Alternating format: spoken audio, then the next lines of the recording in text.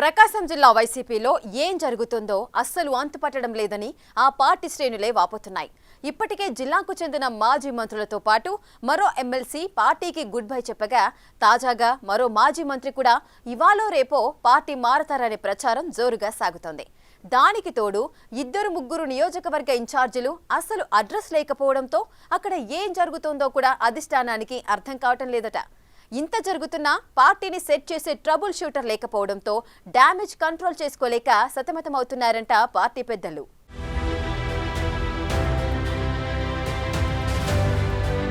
YCP అధికారం కోల్పోవడంతో ప్రకాశం జిల్లాలో ఆ పార్టీ నేతలు పక్కచూపులు చూస్తున్నారు. వరుసగా ఆ పార్టీ నేతలు మాజీ సీఎం జగన్ కు బై బై చెప్పి కుదిరిన వారు టీడీపీలోకి, కుదరకపోతే జనసేనలోకి చెక్కేస్తున్నారు. లేకుంటే రాజకీయాలకే దూరంగా జరుగుతున్నారట. ఉమ్మడి ప్రకాశం జిల్లాలోని 12 నియోజకవర్గాల్లో 2024 ఎన్నికల్లో జగన్ 11 మంది కొత్త వారిని ఆయా నియోజకవర్గాల్లో పోటీకి దింపారు. కేవలం 2 మాత్రమే విజయం సాధించగా మాజీ మంత్రి బాలినేనితో పాటు 10 మంది ఓటమి పాలయ్యారు. దాన్ని తట్టుకోలేని వైసీపీ నేతలు ఒక్కొక్కరు పార్టీకి దూరంగా జరగ్గా మిగిలిన వారు కూడా ఆయా నియోజకవర్గాల్లో యాక్టివ్గా లేరట.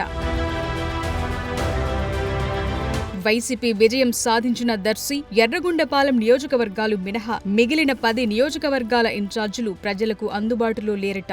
జిల్లా వైసీపీలో అన్ని తానే నడిపించిన జగన్ సమీప బంధువు మాజీ మంత్రి బాలినేని శ్రీనివాసరెడ్డి ఓటమి తరువాత జనసేనలో చేరిపోయారు. మరో మాజీ మంత్రి మారుగుంట మహీధర్ రెడ్డి రాజకీయాలకే దూరంగా ఉంటున్నారు. మరో మాజీ మంత్రి సిద్ధ రాఘవరావు కూడా వైసీపీకి రాజీనామా చేశారు. వైసీపీకి చెందిన ఎమ్మెల్సీ పోతుల సునీత పార్టీ సభ్యత్వంతో పాటు ఎమ్మెల్సీ పదవికి సైతం రాజీనామా చేయగా మరో మాజీ మంత్రి కూడా పార్టీ మారనున్నారనే ప్రచారం జోరుగా సాగుతోంది.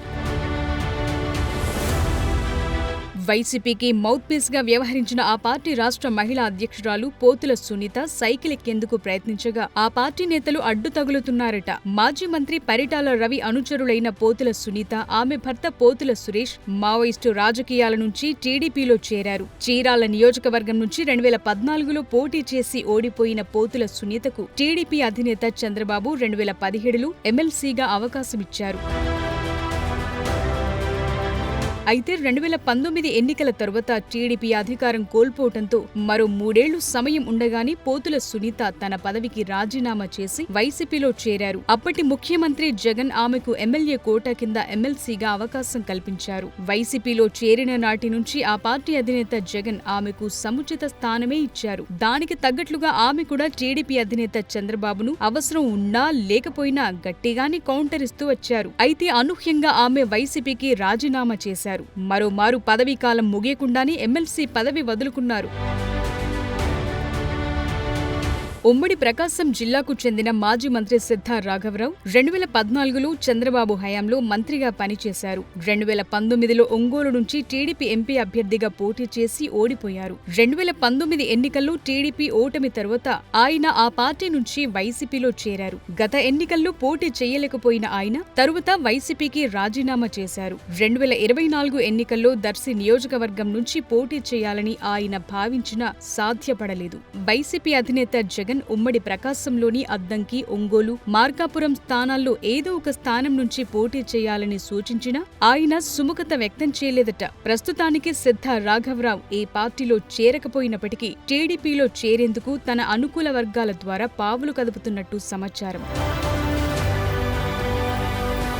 మరో మాజీ మంత్రి మాగుంట మహీధర్ రెడ్డి కందుకూరు నియోజకవర్గంలో 4 సార్లు ఎమ్మెల్యేగా విజయం సాధించారు. కిరణ్ కుమార్ రెడ్డి గవర్నమెంట్లో మున్సిపల్ శాఖ మంత్రిగా పనిచేశారు. 2018లో వైసీపీలో చేరి 2019 ఎన్నికల్లో ఎమ్మెల్యేగా పనిచేసిన మహీధర్ రెడ్డిని కాదని 2024లో కనిగిరి ఎమ్మెల్యేగా ఉన్న బుర్రా మధుసూదన్ యాదవ్ కు కందుకూరు సీట్ కేటాయించడంతో ఆయన పార్టీతో పాటు రాజకీయాలకు తాత్కాలికంగా విరామం ప్రకటించారు. కందుకూరు నుండి పోటీ చేసి ఓడిపోయిన బుర్రా మధుసూదన్ కూడా అక్కడి క్యాడర్ కు టచ్ లో లేరట. ఇక అప్పటికప్పుడు హడావిడిగా అద్దంకి తీసుకొచ్చి జగన్ పోటీలో నిలబెట్టిన పాణెం హనుమిరెడ్డి ఎన్నికల తర్వాత అడ్రస్ లేకుండా పోయారు. చీరాల టికెట్ కోసం చివరి వరకు ప్రయత్నం చేసిన ఆమంచి కృష్ణమోహన్ కాంగ్రెస్ పార్టీలో చేరగా అక్కడి నుంచి పోటీ చేసిన కరణం వెంకటేష్ ఎన్నికల తరువాత పార్టీ కార్యక్రమాల్లో అంత చురుగ్గా లేరట. చీరాల నియోజకవర్గంలోనే కొనసాగితే ఆమంచి కృష్ణమోహన్ రూపంలో గండం పొంచి ఉండడంతో వెంకటేష్ తన సొంత నియోజకవర్గం అద్దంకి షిఫ్ట్ అయ్యే ఆలోచనలో ఉన్నారట.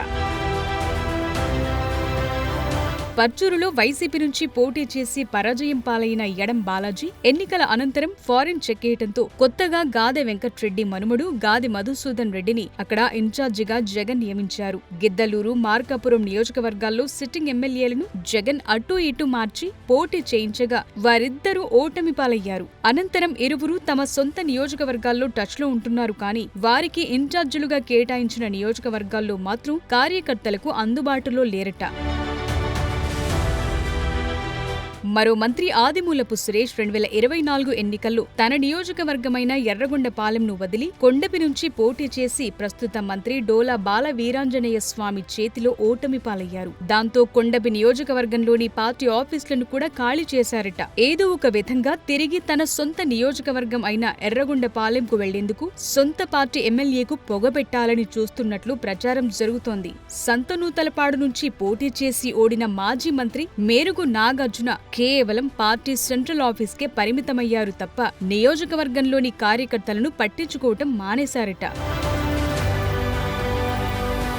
గతంలో 2019 ఎన్నికలకు ముందు కూడా వైసీపీ నుంచి పోటీ చేసి ఓడిన ఎమ్మెల్యేలు టీడీపీలోకి వెళ్లిపోయిన తరుణంలో జిల్లా పార్టీ అధ్యక్షుడిగా బాధ్యతలు చేపట్టిన బాలినేని పార్టీని తిరిగి గాడిలో పెట్టారు. జిల్లాలో మెజార్టీ స్థానాలు కైవసం చేసుకునేందుకు కృషి చేశారు. కానీ ఇప్పుడా పరిస్థితి లేకుండా పోయింది. జిల్లాలో అసలు నియోజకవర్గాల ఇన్ఛార్జీలు ఏం చేస్తున్నారు, అక్కడ కార్యకర్తల పరిస్థితేంటో అడిగేవారు కూడా లేకుండా పోయారట. పార్టీలో సంక్షోభం తలెత్తిన సమయంలో ఇటు జిల్లాలో కానీ అటు పార్టీ అధిష్టానంలో కానీ ఓ ట్రబుల్ షూటర్ కూడా లేకపోవడంతో వైసీపీ పరిస్థితి మరింత దయనీయంగా మారిపోతుందిట. ఆ పార్టీ అధిష్టానం ఎప్పటికప్పుడు డ్యామేజ్ కంట్రోల్ చేసుకోలేకపోవడంతో వలసలను కూడా నివారించుకోలేకపోతుందిట. ఆ క్రమంలో ఉమ్మడి ప్రకాశం జిల్లా నుంచి వైసీపీకి ఇంకెంతమంది తమ దారి తాము చూసుకుంటారు అన్నది చర్చనీయాంశంగా మారింది.